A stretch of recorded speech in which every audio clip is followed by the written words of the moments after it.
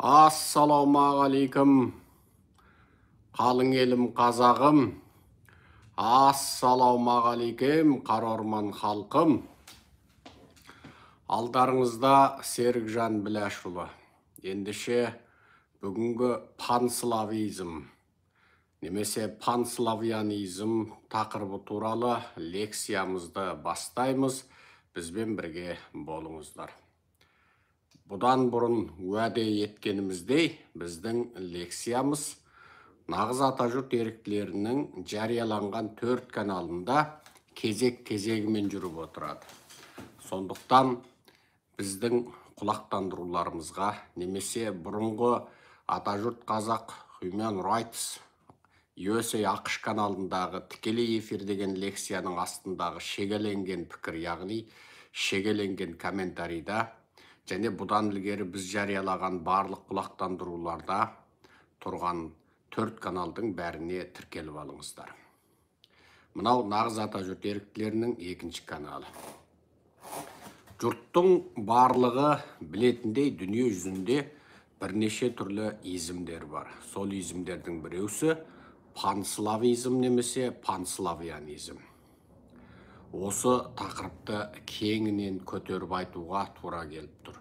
Бұл тақырыпты неге көтеріп айтпақшымыз? Себебі жуықтан бері осы панславянизм тақырыбы қайтадан әлемнің жұрттың назарын аудара бастады. Оған басты себеп мынау Путин, яғни Ресей империясының имперлік пиғылын, шовинистік басқыншылық пиғылын қайтадан оятып, орыстардың басын улап, миллиондаған орысты өзінің артынан ертіп, тұтас дүние жүзіне қауіп төндіріп отыр. Осы Путиннің Украинға жасаған шапқыншылығының ар жағында панславянизм, яғни панславизм тұр.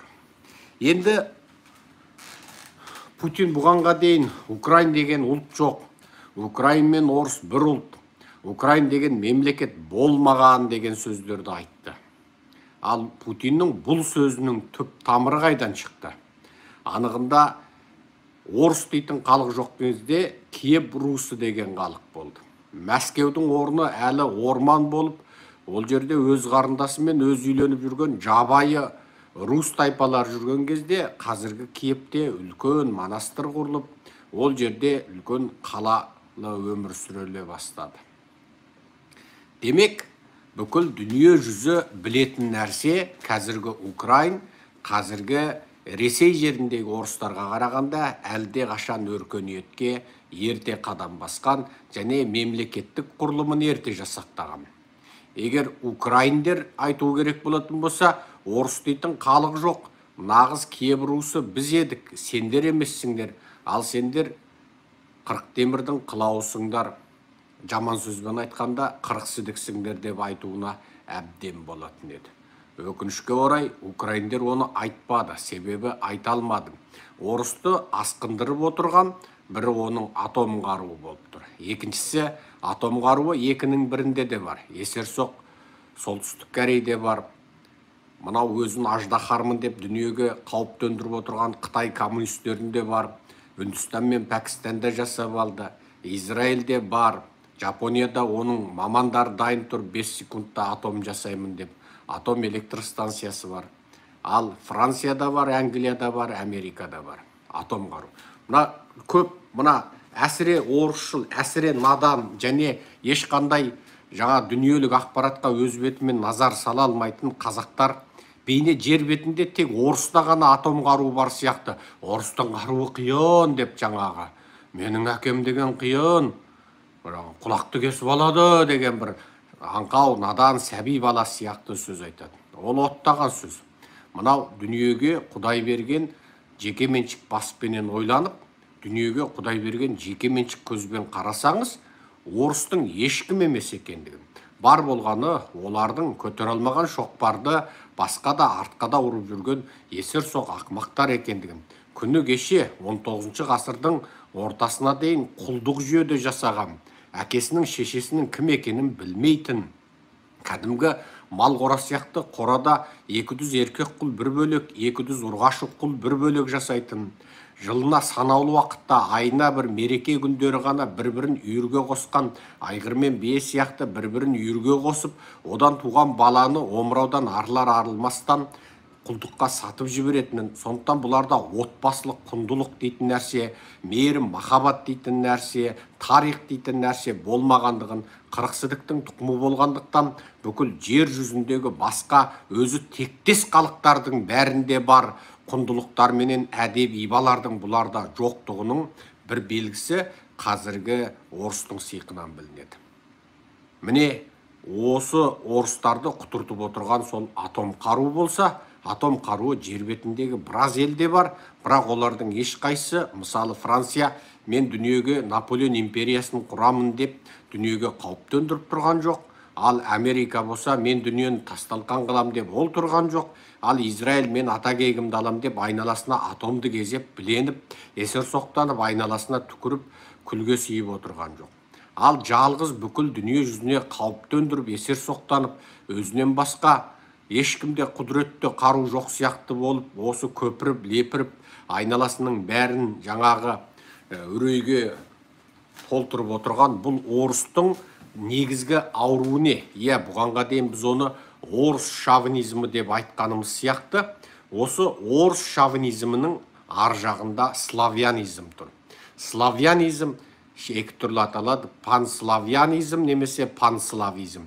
Ал осы панславянизм, панславизм бұл дүние жүзінде орысты өзек қыла отырып, орыстың айналасындағы орыс тілді халықтардың барлығынан бір ұлт жасау, бір мемлекет жасау дейтін, әсіре имперлік, әсіре шовинистік, әсіре іргекеңейтушілдік, әсіре шапқыншылық сипаттағы бір изм. Панславизм немесе панславянизмнің қайнар көзі Шар-Россия, яғни Шар-Патша.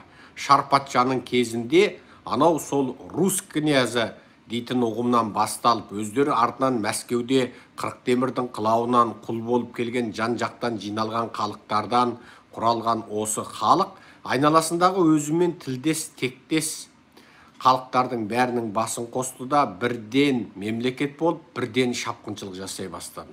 Әрине ол барлығын жаулап алғанда, олардың қолданған ескі тактикасы сол халықтарды бірден бәрін өзі жаулаған жоқ. Алдымен біреуін жаулайды, бас көтерерінің бәрін қырады, сосын қарапайым жастарын қалтырады, сол қарапайым жастарды алдыңғы шепке айдайды, сол өз жаулап алған бірінші халықтың қолыменен алдыңғы шепке айдап салып, екінші халықты жаулап алады.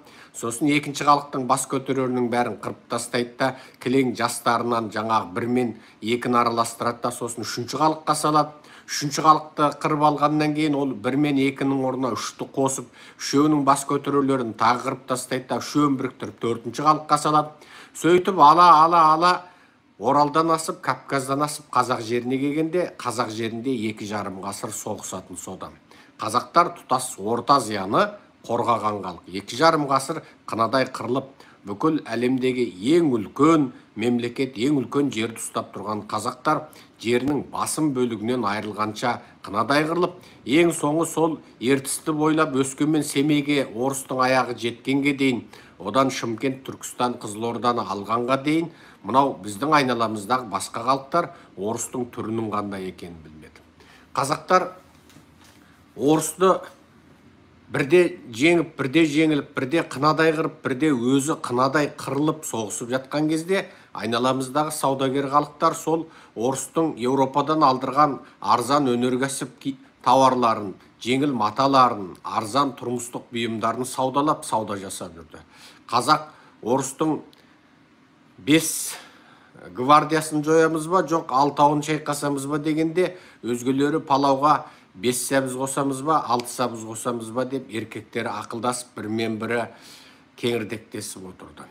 Қазақ орыстарды шығыстан тұрып батысқа қуамыз ба, батыстан тұрып шығысқа қуамыз ба дегенде, ана оңтүстіктегі сол аталмыш өркениетті делінетін қалалы мемлекеттегі сарттар Мәскеуге, Петербурға олардың әскерінің аяғы жетпей тұрып елші жіберіп, біз сендерге бағынайық, сендер бізге арзан тауар жіберіп тұрыңдар, біз сендердің представительдерің болып, Орта Азияның қалаларында сендердің өкілдерің болып салық тапсырып тұрайық деді.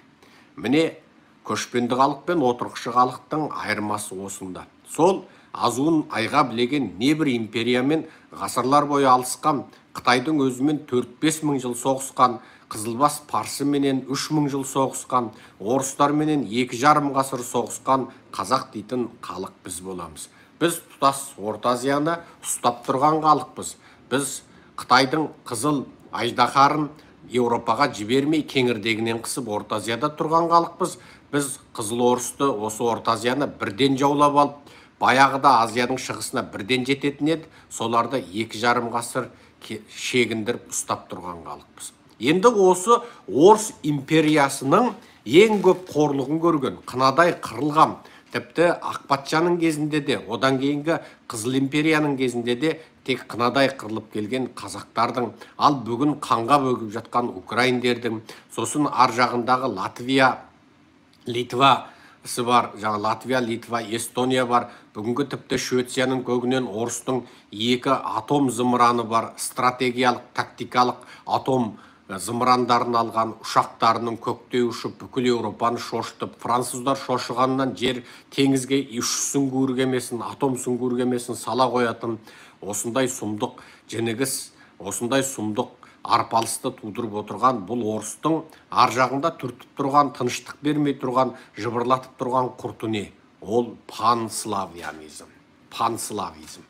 Міне осы панславизм, бұның ар жағында импершілдік жатыр. Бұл сол патшалық кезде сол өзіне тілі жақын, түрі жақын, немесе өзіне бағынған халықтардың барлығын сол өзіне қаратып, бағындырып, салықтап сыратын қылып, және соның бәрін орыстандыру жіберуден шыққан изм. Бұны өздерінің ғалымдары да артынан жаңағы бір измге, бір үлкен іліми тақырыпқа айналдырып, оны сөйтіп кеңітіп алып кеткендігі де содан. Сондықтан бүгінгі Сербиядағы үлкен оқиғаларды, бүгінгі Сербиядағы болып жатқан Еуроодақтың, НАТОның ұстанымдарына қайшы осы үлкен оқиғаларды қарасаңыз, аяқ астынан Қытаймен одақ болған Сербия, анау шығыс Еуропада жатқанына қарамастан, енді міне Мәскеудің сойылын соғып шыға келді.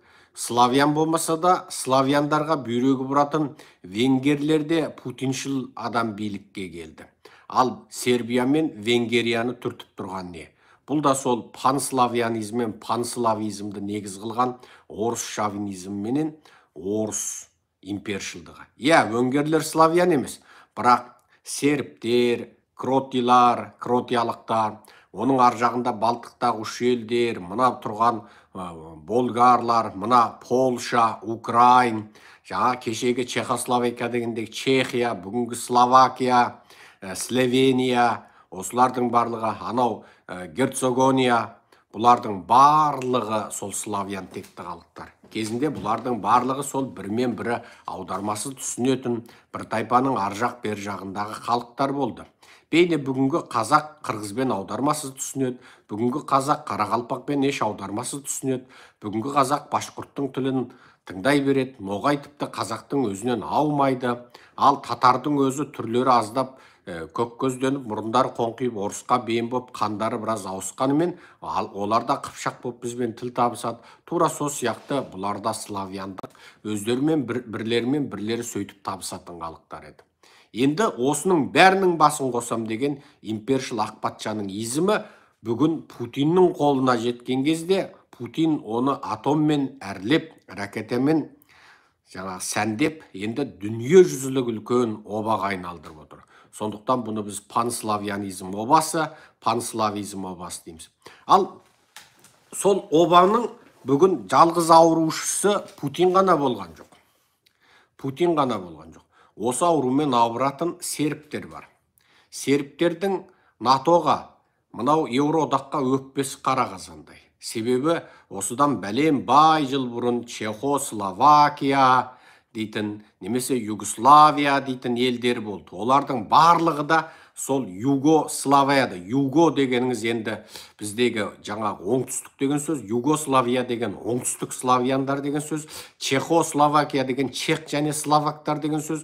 Бұл елдердің барлығын қолдан біріктіріп, славяндық ел жасаған тағы да сол орыс панславистері. Яғни коммунистік жағдайдағы кезінде шарпатшадан мұраға қалған коммунистік славяншылдық, панславизмдік сол Чехословакия дейтін бірнеше ұқсамаған ұлт, бірін-бірі мойындамайтын, бірімен бірі онша бірге бермейтін, тым берекелі емес ұлттарды біріктіріп, Чехословакия деген құрама ұлт жасағысы келді.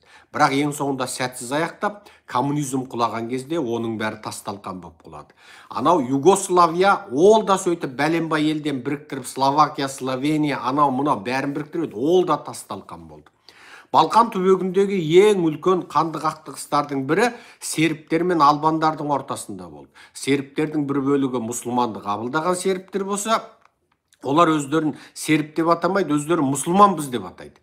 Олардың тіпті ұлтының аты да мұсылман болып кетті. Бүкіл ұлттың аты мұсылман, бірақ шын мәнінде олар серб тілінде сөйлейтін мұсылман. Енді осы сол сияқты мынау сербтердің мұсылмандары бар, сербтің өздерінің түпнұсқа дінін ұстайтындар мен мұсылмандар қырылысты, одан албандармен қырылысты. Сөйтті мынау Милошевич дейтін сербтен шыққан көсем, сол мына Совет одағы ыдыраған заманда сол үлкен славяншылдықпенен, үлкен сербшілдікпен ауырды. Сөйтіп албандарды, яғни мұсылмандарды қынадай қырды. Ол Албанияның албандары, ол Осман Түркі империясы кезінде сол жерде дінді қабылдаған Шығыс Еуропадағы бірден бір мұсылман халқы. Ал енді сол албандардың жерін сербтің байырғы елі деп сербтердің сілекей ағады. Себебі анау Осман Түркі заманынан бұрынғы заманда Шыңғысханның ар жақ бер жағында олар қазіргі Албания жерінде мемлекет құрыпты мыш.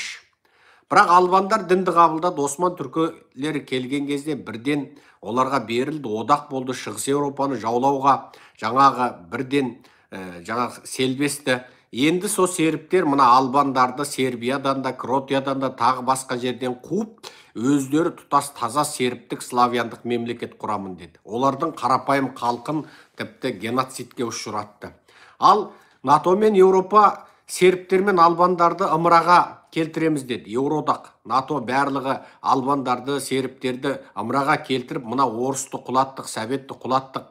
Енді осы жеңісіміздің өзі арты соғыс болып кетпесін. Сендер осы жаңағы тасталқан болып соғыс тоқтатыңдар деп 2 мәртеме әлде 3 мәртеме ультиматум қояды. Сол ультиматумға сербтер келіспейді. Олар сол Еуроодағыңды да, НАТОңды да жаңа түкіргенім бар дейді. Ал сол кезде сербтерді құтыртып отырған тағы да КГБ-ның қалдықтары, орыстың олигархтары, сол заманда да орыс шовинистер. Олар Совет одағының құлағанына сенер-сенбестерін білмей, сол Совет одағының соңғы күш қуатыменен, соңғы қалдық күш қуатыменен сербтердің қолымен Еуропамен, батыспен бір қырылыс жасап алғысы келді.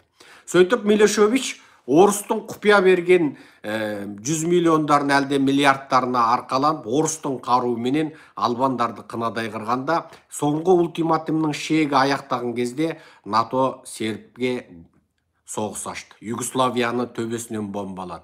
Сөйтіп Югославияны тасталқан қылғанда коммунист Қытай тыныш жатпай, Югославия жеріне түсіп, бірақ атылмай қалған Американың бір ракетасын жаңағы Югославияның шпиондары Қытайға сата қояды. Қытай соны зерттеп, Американың ракетасының көшірмесін алмақшы болады.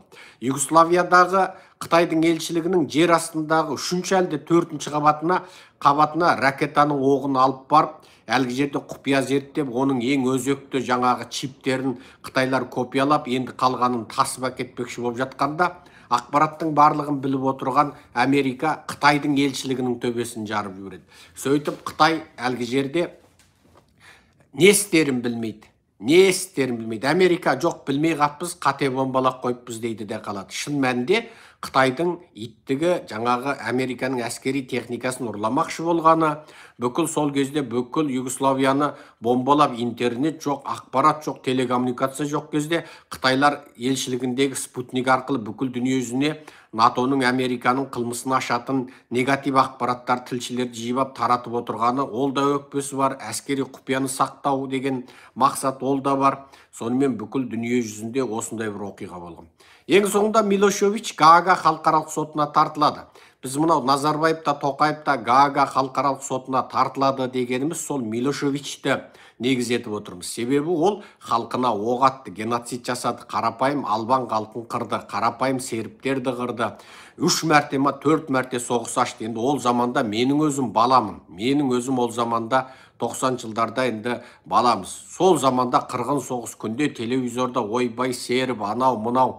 Сол заманда біздің әкеміз айтатын. Бұның барлығының артында, осы қырғынның барлығының артында аттан түссе де үзеңгіден түспей тұрған, аттан түссе де үзеңгіден түскісі келмей тұрған орыс шовинизмі, орыстың панславияндық ауруы тұр деп менің әкем жарықтық айтатын. Шығыс Еуропадағы славяндық елдердің барлығының артында орыстың шпиондар, КГБшниктер тұр. Бұлар славянизммен ауырады деп. Сол заманда славян деген не, панславянизм деген не деп. Сонау 90 жылдарда біз әкеміздің аузынан естейтінбіз. Сөйтсек, сол панславянизм, яғни бәріміздің ата тегіміз бір, барлығымыз біріміз, ойбай ақалайда көкелай бір ата бір тектен тарағанбыз, бәріміз қарындаспыз, емшектеспіз деп әлгі славяндардың басын қосып, орыс сөзі әшейін жаңағы жарылқаушы қормал аға болып, сол інілердің бәрін айналасына жиып, бүкіл батыстық өркениетке қарсы өздерінің үлкен империялық армандарын іске асырмақ болған. Сөйтіп Милошевич Гаага сотына тартылатын күні ертең сот болады дейді. Сот ұзаққа созылады, соны ертең сот болады дегенде белгісіз жағдайда өледі. Оны орыстың шпиондары өлтірді ме, орысқа сатылғандар өлтірді ме, Милошевичке соттың үкімі шықпау керек дейтіндер өлтірді ме, жоқ ол өзі сотталмау үшін өзінің қылмысынан қорқып өзін өзі өлтірді ме, ол жағы әлі белгісіз. Бірақ Милошевич сотталмай кетті. Әсілінде өлсе де оны қылмысты деп соттың үкімі шығуы керек еді. Әлде орысқа сатылды ма, орыспен саудаласты ма, жоқ әлде сол замандағы ұрдап жымқырған бірнеше миллион әлде біреулердің қолына тиді ме? Сөйтіп Милошевич сотталмай қалды. Бірақ соттың түрмесінде отырды, ажалды сол түрмеде құшты. Оның шетел қашып кеткен, яғни Мәскеуге қашып кеткен балалар да, әйелі де Милошевичтің жаназасына да қатыса алған жоқ. Ал Милошевичті жаңа қарапайым өзінің ежелгі ескі коммунистері, яғни орыстар, орыстың КГБшниктері сол өзінің туған жерінде жерлеген болды. Ал кейін шовинистер оны қасиетті жерге айналдырып гүл шоқтарын қоямыз дегенмен, кейінгі еуропалық өркениет оған тиым салып тастады. Сөйтіп шығыс Еуропада панславизм, яғни панславянизм обасы НАТО мен Американың Югославияны бомбалауынан кейін, әсіресе Сербияның әсіре ұлтшыл, әсіре славяншыл Милошевичін сотқа тартқаннан кейін, Милошевич сотта белгісіз жағдайда өлгеннен кейін, немесе өлтірілгеннен кейін, не өзін өзі өлтіргеннен кейін бұл нүкте қойылған сияқты еді. Бірақ жуырда мынау Путиннің астыртын жаңағы қолтыққа су бүркуменен, бұның да тыққан жасырған бәленбай миллиард ақшасы жасырын жіберуменен Шығыс Еуропада панславизм, панславянизмнің өшкен обасы қайтадан тіріліп келе жатыр. Жалпы бір нәрсені анық айтуға болады, ұқсамаған ұлттар, бірақ ар жағы тектеспіз, аталаспыз деген осындай изімдердің бәрінің артында үлкен имперлік пиғыл жатады. Осыны бүкіл халық білуі керек. Қазақ қазақ болып жасау керек, орыс орыс болып жасау керек, мейлі қырық темірдің қылауы болса да. Бірақ сол бәленбай халықтың басын қосып бір халық жасаймын дейтін жоспардың барлығы тарихта сәтсіз аяқтады. Ол бұрынғы имперлік замандарда да, кешегі Чехословакия, одан кейінгі Югославия, ол халықтардың ешқашан ұлттық, нанымдық, түсініктік, тектік, жаңағы өзін өзі тану сипатындағы белгілері ешқашан басқа халықпен бірікпейді. Жалпы осындай пандардың барлығының артында имперлік пиғыл тұр, бірақ ауыз тұр. Панславянизмнің артында орыс импершілдігі, орыс шовинизмі тұр, орыс империясы тұр. Сол Путин осы аурумен ауырғандықтан Украинаға соғыс ашты. Егер Путин демократ болғанда, Украина өзі өмір сүре берсін. Өзінің бізге ұқсамайтын тілімен, мәдениетімен өмір сүре берсін дейтін еді. Мәселе сол панславянизммен ауырды. Онымен ауыртқан Жириновский және Солженицин. Ана Нобель алған, бірақ әсіре ұлтшыл Солженицин ма, Солженицин ма, Солженицин ба, білмеймін, сол есек бас айту, соған бір қаңғырған Нобель тиіп қалды.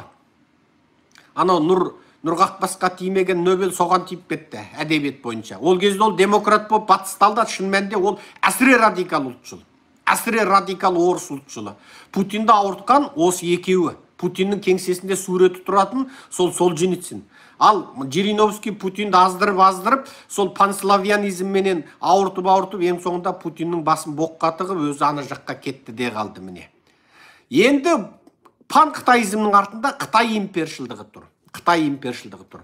Пан-арабизмнің артында Сауди Арабия және араб ұлтшылдығы тұр. Пан-түркизмнің артында кешегі түркі империясы тұр және соғыс қажеттілігі тұр. Ал бізге Қарақалпағың да тәуелсіз ел, Қырғызың да тәуелсіз ел, Өзбегің де өзінің палауын өзі пісіріп тәуелсіз ел болып, мына түрікпенің де өзімен өзі тәуелсіз болып, қалың түркінің ортасында тәжік ол да тәуелсіз ел болып, Әзербайжан ан жақта түрікпен одақтас бола ма, өзі білсін, өзі тәуелсіз ел болып, әрменмен соғыспай, қазақ өзі тәуелсіз болып, тіпті анау орыстың бодандағы татар да тәуелсіздігі, ең анау солтүстікке барғандағы Алтай, Сақа, Яқұттарға дейін тәуелсіз болып, мына жақтағы Башқұрт, Ноғай бәрі тәуелсіз болып, өзімен өзі өмір сүргені жақсы. Біз ешкімді жұтпай-ақ та қояқ, әр халық Құдай өзі қалыптастырған болмысымен өзінің қотырын өзі қасып, өзі тәуелсіз ел болып, өзінің дінін, өзінің ділін өзі ұстап, сөйтіп өмір сүрген әлдеқайда жақсы.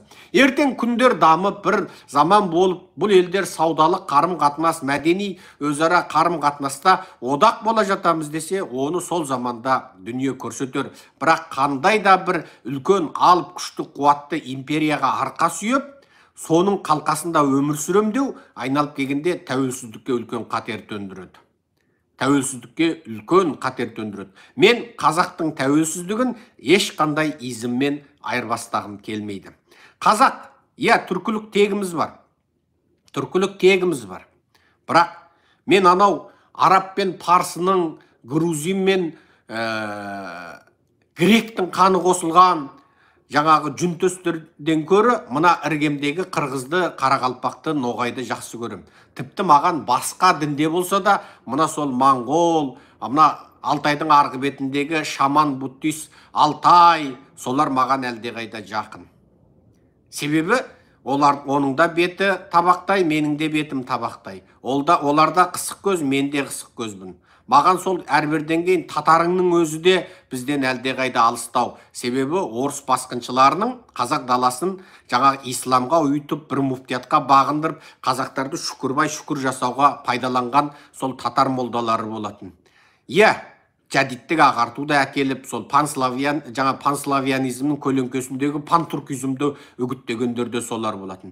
Мен ешкім болғым келмейді. Мен тек қазақ болып қалғым келеді. Қазақ болып дүниеге келдік, қазақ болып өмір сүрейік. Одақ болуға болады. Міне, өзі түбі бір, тамыры бір славян болса да, орыспен бәлен жыл бір мемлекет болып өмір сүрсе де, 70 жыл Қызыл Орыстың боданы болса да, оның алдында патшалық Ресейдің боданы болса да, бір-бірімен аудармасы түсінісетін Украин мен орыс неге соғысып отыр? Аға бауыр едік, бір славян халық едік деген жоқ. Неге? Идеология. Себебі орыс импершілдік бағытпен өмір сүріп отыр, ал украиндер еркіндікті, азаттықты аңсады. Сол орыстың сасық қолтығында славян болып бірігуді қалаған жоқ. Мен өзім тәуелсіз ел болып, Құдай мен Украин қып жаратты, Украин болып өмір сүрем деді. Және батыстық демократияға бет алды. Солар славянизммен ауырса, Украин ауыратын еді. Ал Украинды қолдап тұрған қасындағы Полшасы бар, жаңағы Болгариясы бар. Олар да славянбыз деп неге ауырмайды? Оларға да батыстық демократия, батыстық еркіндік, ұлттық еркіндік керек. Себебі орыс оларды күшпен, мәжбүрмен қоспақшы. Оларменен бір одақ болайын деп, экономикасымен, ғылымымен, халықтардың өзара бір-біріменен өзара ықпалдасуменен ықпал етейін деп тұрған орыс жоқ. Олар зұлымдықпен, шын мәнінде олар славян деген тек қана бір көтерген қалқан, бүйтіп қолына көтеріп алған қалқан, анығында импершілдік пиғылды. Мен пантүркизм дегеннің ар жағында да ертеңгі қазақтың ұлан ғайыр даласына сол миллиондаған өзбекті, миллиондаған түрікті алып келіп, көшіріп алып келетін имперлік бағыт жатпасын деп алаңдай берем. Қазақтың ата бабасы жан алып, жан беріп, қан төгіп, қанын төгіп отырып қорғап қалған ұлан ғайыр даламыздың біз қазір 3/4 ғана ұстап отырмыз.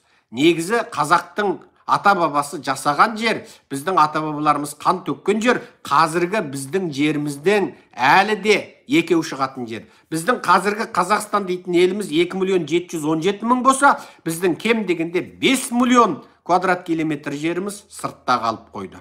Әлі 5 миллионда 6 миллион қазақ сыртта жасап жатыр. Ендеше осындай жағдайда біз ешкімді анау жаңағы қалалы жерде жатып кім келсе де қызым беріп, нанын, палауын беріп, бағын, содан өсіп кеткен, жансаны өскен аталмыш жүнтөстердің мен ойбай түбі бір түргедім деп, біздің ата бабамыз қорғаған жерге нахалағы тегін келіп, ие болып, аға бауырымыз деп бүгін көшіп келер. Ертең ол же сенікі емес, оныкі болады. Сондықтан біз қазақтың тәуелсіздігін негіз қыла отырып, бізбен идеологиялық жақтан кім біргеді? Мейлі алыстағы Англия ма, жоқ мұхиттың ар жағындағы Америка ма? Біздің егемендігімізді кім қорғайды, кім қолдайды? Басымызға ауыр күн туғанда кім бізге қару береді? Украинаны қолдаған сияқты кім бізді қолдайды? Біз сонымен одақ боламыз. Алғы шарт әрине жерді бермейміз, алғы шарт әрине егемендікті бермейміз. Егемендікті беріп, ата-бабадан аманатқа қалған жерді беріп, ешкіммен одақ болудың керегі жоқ. Ондай бауырластықтың да, ондай түбі бір тамырластықтың да бізге беретін құны көк тиын. Одақ болуға, сыйласуға болады. Әрине, бірге бір әкенің баласы, бір емшекті емген, бір қарыннан шыққан баладарда бөлек түтін болып, бөлек отау көтеріп кеткеннен кейін, біріне бір қонаққа келсе де ұзаса бір апта жатады. Әрбірден кейін суы бөлек, отыны бөлек, қазаны бөлек кетеді. Тура сол сияқты. Бір замандарда ата-бабаларымыз бір болса, бір болған шығар. Бірақ бүгін біз бөлек қазақпыз. Біз бөлек қазақпыз. Ендеше қазақтың еркіндігі, қазақтың тәуелсіздігі, қазақтың егемендігі, қазақтың ата-бабасынан қалған ұлан-ғайыр дала, ол бәрінен қымбат. Осыны түсініңіздер. Сөзімді бір ауыз сөзбен қорытындылайым. Барлық панславянизм, панарабизм, панисламизм, пантүркизм, панқытайизмнің ар жағында империализм жатыр. Соны түсін қазақ. Аман, сау болыңыздар. Бүгінгі Орыс-Украин соғысының түп қайнары панславянизм, панславизм. Бұл оба. Аман, сау болайық. Обадан сау болайық.